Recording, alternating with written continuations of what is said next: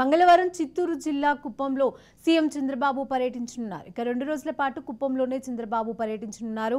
చంద్రబాబు పర్యటన నేపథ్యంలో వైసీపీకి బిగ్ షాక్ తగలనుందని తెలుస్తోంది. ఇక సీఎం సమక్షంలో పలువురు వైసీపీ కీలక నేతలు టీడీపీలో చేరనున్నారని సమాచారం.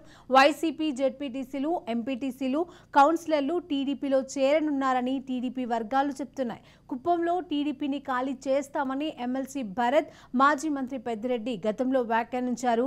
దీన్ని సవాల్గా తీసుకున్న ఎమ్మెల్సీ కంచర్ల శ్రీకాంత్ కుప్పంలో వైసీపీ నేతల చేరికపైన తనదైన వ్యూహం అల్లారని తెలుస్తోంది.